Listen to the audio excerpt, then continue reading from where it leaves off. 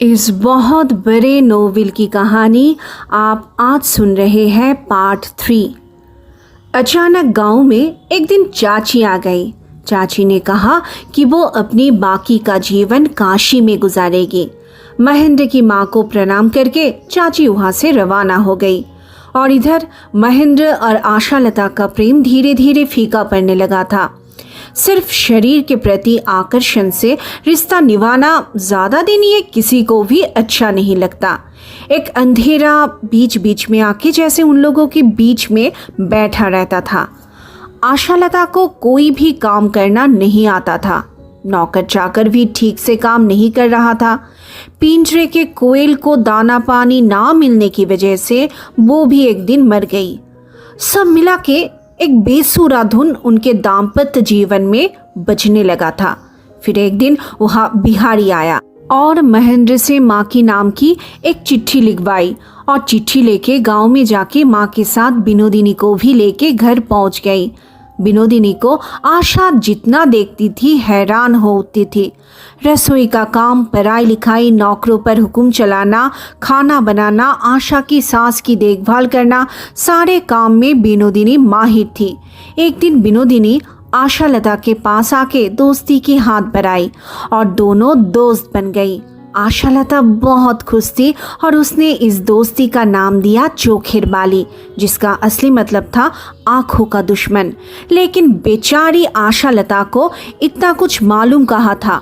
वो तो इतने दिनों बाद एक दोस्त पाके खिल उठी थी। आशालता की एक दिन इच्छा हुई अपने पति महेंद्र के साथ बिनोदिनी को मिलवाने का। उसने महेंद्र से बात की, लेकिन महेंद्र पहले राजी नहीं हो रहा था, लेकिन अंदर ही अंदर उससे मिलने की इच्छा बहुत था। फिर महेंद्र हाँ कर दी, लेकिन बिनोदिनी को मनाने में आशालता को बहुत तकलीफ उठानी पड़ी। बिनोदिनी महेंद्र से मिलने के लिए आई, थोड़ी देर बात की और चली गई। महेंद्र को लगा था अब बार बार बिनोदिनी से उसका मुलाकात होगा, लेकिन कहा बिनोदिनी तो उस दिन की बात दिखा ही नहीं दी। बिनोदिनी आशालता से हमेशा महेंद्र और आशालता के प्यार के बारे में पूछती रहती थी और सब सुन के बहुत हंसती थी।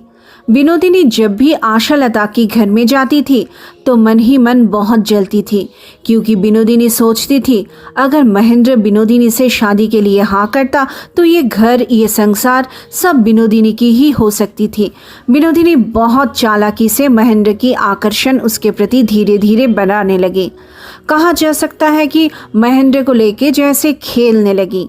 कभी कभी महेंद्र से बहुत सारा बातें करने लगी और कभी कभी अपने आप को छुपा के रखने लगी। महेंद्र की मन चंचल होने लगा।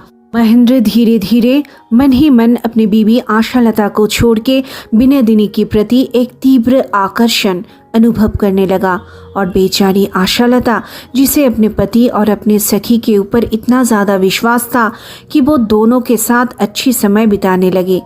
महेंद्र की दोस्त बिहारी अपने आदर्श में जीने वाला एक सच्चा इंसान था। आशालता से शादी की बात पहले जब बिहारी के साथ हुआ था तब से मन ही मन बिहारी आशालता को चाहता था, लेकिन अपने मन की भाव को खुद से ही छुपा के रखता था। बहुत दिन बाद जब बिहारी महेंद्र के घर आया तब महेंद्र आशालता और बिनोदिनी को एक साथ घुल मिल जाते देख बिहारी को इन लोगों के भविष्य के बारे में सोच के आशंका होने लगा, क्योंकि बिहारी जानता था आशालता जितनी भोली भाली और नेक इंसान है। बिनोदिनी से बात कर कर बिहारी को महसूस हुआ कि बिनोदिनी उतना सादा सीधा नहीं है। बिनोदिनी पढ़ी लिखी है। बिनोदिनी से बात करके कोई भी पुरुष उसके प्रति आकर्षित हो सकता है। और बिहारी अपने बचपन के दोस्त महेंद्र को बहुत ही अच्छी तरह जानता था। आगे पीछे सोच के काम करने वाला इंसान महेंद्र नहीं था। इसीलिए बिहारी जब इन तीनों के साथ गप मारने के लिए बैठता था तो महेंद्र को ये बात अच्छा नहीं लगता था।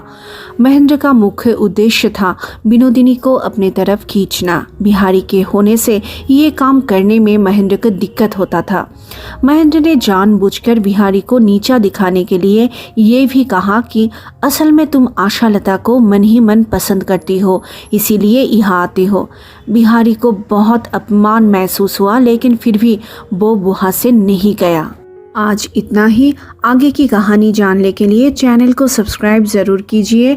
आप लोग बहुत अच्छे रहिए, बहुत खुश रहिए। आप सभी को हमारी तरफ से बहुत सारी शुभकामनाएं।